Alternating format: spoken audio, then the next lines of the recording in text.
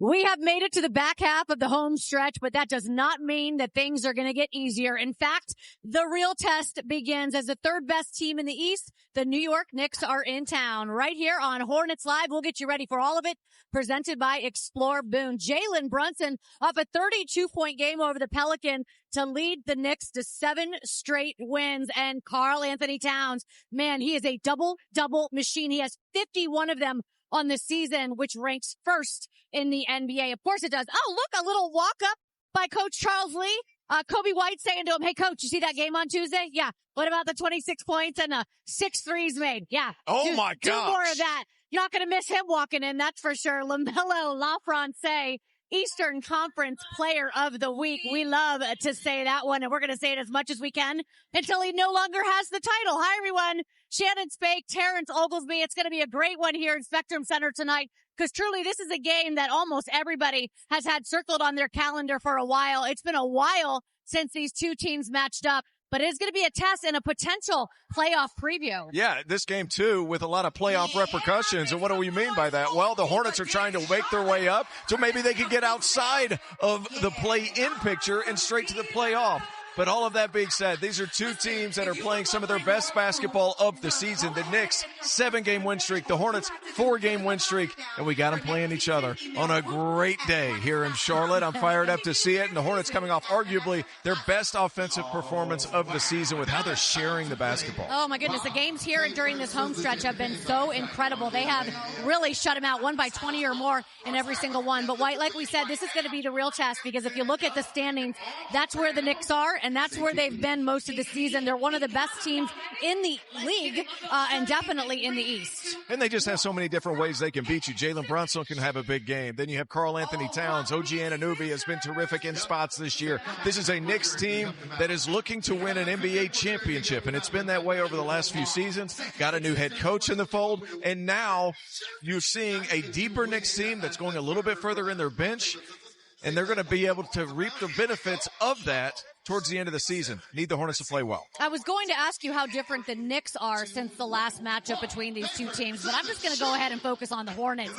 How different is this team when you look at it top to bottom than it was when they played early in December? I think that the Hornets have just clicked. Point blank period. They're moving the basketball, and I think LaMelo Ball, being able to play this many games throughout the course of the year, has really settled into maybe a little bit of a lesser role in a positive way. He doesn't have to try to do anything. Con Knippel's been terrific all season. Miles Bridges, much of the same, but it's those guys gelling together. And then at the trade deadline, being able to add a guy like Kobe White to come off the bench, be a big-time shot maker and scorer, and can have 30 points on a given night has changed the trajectory of this Hornets team, and how good they've been over the last few games is just a perfect example of that. Totally different team than it was earlier this season. Totally different team than it was 1 year ago. As you take a look at the inside look by Toyota, this is where they stack up amongst these great organizations as one of the teams that has increased the total plus minus in over 2 seasons. And obviously, Con Knippel being on this graphic is a major indicator of the type of impact that he's had on the franchise, sure.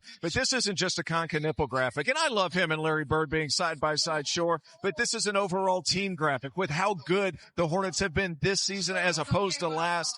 The collective culture of what Charles Lee is putting together has changed this franchise over the course of 2 seasons. The ball movement has been awesome. We talked about this post game on Tuesday, 32 assists in that game, but that did not tell the story of how many different players had their hands on that basketball. Well, they're shooting wide open shots, and it gets to a point, Shannon, where it's just target practice. 26 made threes against the Kings, and it's because so many different guys can knock them down. So you talked to Kobe White a couple of games ago. Well, I've never had this much space to operate, and whenever those things happen, you're going to be able to line them up and knock them through, and there's no pressure on the shot. Con Knippel, he's been great, don't get me wrong, but he has been the recipient of other play creators on this Hornets team that have been outstanding in being unselfish. Kobe also said that he's never been on a team with this much talent, top to bottom. He said you could be, just up by a couple points, go on a run, you look up, you're up by 20. Top to bottom, everyone on this team is playing such incredible basketball. And while we talk about a lot of those starters and we are the bench guys, and we have over the last couple pregame shows, we have to talk about the starters because those guys from day one that they were put together, they have been playing at such an incredible clip and really set the tone for what we see for 48 minutes. You know, I think some people forget that at the beginning of the season, the first game of the year, Ryan Kalkbrenner started at the 5. Well, they inserted Moussa Diabate, and it's been one of the best lineups in the association since he's been inserted there. And just the continuity of being able to have all these guys play so many games. It's been injuries over the last few seasons. Not the case this year. These guys finally being able to play together in large chunks, and you see their record as a starting unit has just been terrific. And don't forget, Moussa Diabate just 1 year ago was on a 2-way contract. Of course, that was converted. So he has been such a great influence, and so has this guy right here. I feel like every single game we say, wow, Kobe White is just getting better and better. He's having the best game that he's had so far. And that is exactly what we said on Tuesday. 26 points, 6 threes. What has he added to this team? I just think he is such a proven scorer at every level of basketball that he's ever played. He's a guy that is one of the all-time, if not the all-time leading scorer in high school basketball in the state of North Carolina. Then he goes to Carolina, and he's even better there. And then when he was with the Bulls, he was a big stats guy on a pretty mediocre team. Now he's come to a Hornets franchise that's on a winning trajectory, and his game has improved that much more. His efficiency has shot up, and going against second-unit players has changed his game. He can continue to be aggressive while also being efficient and just continuing to attack. That's his mindset. It always has been. It always will be. He can score from anywhere on the court. Not only can he hit those threes, which he did, I mentioned 6 of them. If he needs to get to the basket, he's just going to push right past guys. That's exactly right. He ends up at the free throw line a lot, Shannon. And the reason is he's so strong across his shoulders that he can take bumps and keep driving. And it's a lot of times the little brother gets in trouble because he's the person who retaliates. It's a little bit the same in NBA basketball. If you take the first blow and they come back to you, you're going to get the foul call. Kobe White, terrific at putting his head down, taking that first bump, getting the foul call. I'm an older brother, so I used to put it on my little brother Paxton all the time. That's kind of how it works out. Same applies here. Hit first. That's not the motto, kiddos. Ladies and gentlemen, hit first. That's not the motto we're going by. Time now for our FanDuel's Play Your Game. Here's our same game parlay. And we do have Kobe White, who's part of this. Hornets favored by 1.5 points here tonight against this team. The Kobe White over 13.5. I'd take that one right there. And LaMelo Ball, we're going over 3.5 threes made. He's had 20 threes during this homestand in 4 games. And that outfit he wore on the way in the building, go ahead and take that one. That's all I'm going to say. Yeah. My man is feeling some sort of way. Just so creative. And I think he is settling into ball movement, relaxing. He's taking some of those deep 3 shorts, but they're happening at the end of the game and at the end of the clock when you really need them. He's playing winning ball. He's not stacking mistakes. He is just doing really good things on the basketball floor. That's right. FanDuel knows it's more fun when you are with the team. Refer a friend now, and you'll both score bonus bets that are ready to use instantly. Just check the FanDuel Sportsbook app now to play your game with the squad. You know what we haven't done in a while, Terrence? What's that? We haven't made a conscious effort to convey to you just how good Con Kniffel is. Is that convincing? Fantastic by you, and I'm just connecting the dots as we're doing this. We will reconstruct his journey over the last few years and how he is a constant threat.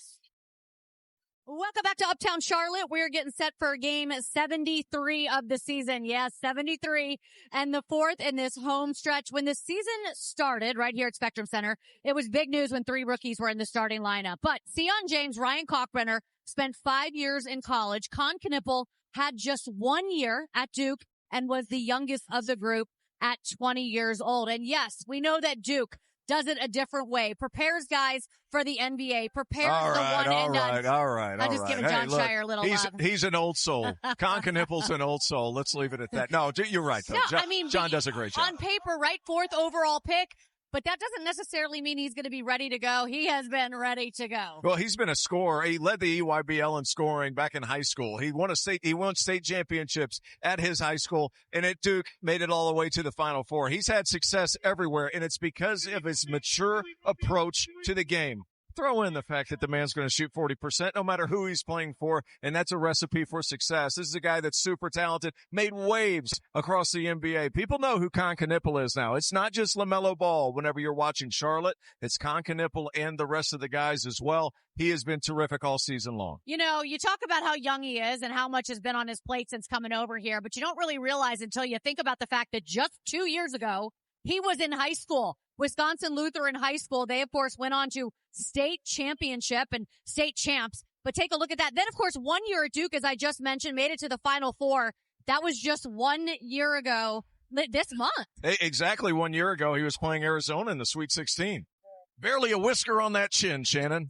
Everyone's always looking to see how the rookies handle the workload of the season, mentally, physically. He has absolutely passed the test. He told me actually that the speed of the NBA better suits him. Why do you think that is?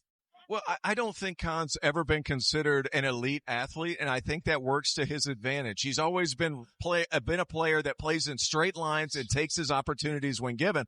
And sometimes you're the perfect puzzle piece when it comes to being a guy that can come along and play alongside superstars like LaMelo Ball and like a potential superstar like a Brandon Miller, be that other piece. And when you move without the basketball, that is huge. Total miles traveled, that's on foot. Not to mention, Shannon, he's 6'5", 215 pounds. That's what he's listed at. That might be, he's done a lot of push-ups since then. For him to be able to run that many miles throughout the course of the season and stay healthy, maintain his cardio up to that point is really, really impressive. Yeah, the NBA started tracking miles and speed back in 2013. So there you go, 171. Guy that won it last year, Mikal Bridges, will be on the court tonight.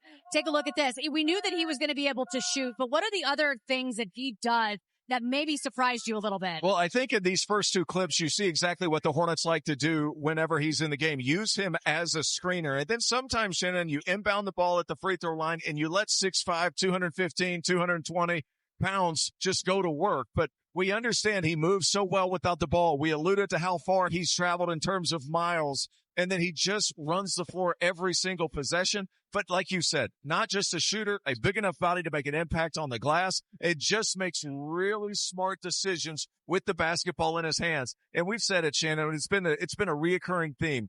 He never catches and just holds the ball. He catches and makes a decision immediately. And whenever you have shot creators with the ball in their hands like LaMelo, you can play off the catch a lot. Con does that at a high level. He's an underrated ball handler when attacking the rim. He's been really, really good, and it's not stopping. This is a sustainable way of playing if you're Con Knipple for the Charlotte Hornets. He needs 14 threes to pass Kemba Walker for the franchise most threes in a season. That'll be a big one. But, of course, he's been chasing and breaking records all season long. We like having him on our side for sure. You know who else can hit a three? Jalen Brunson? Yeah, he can.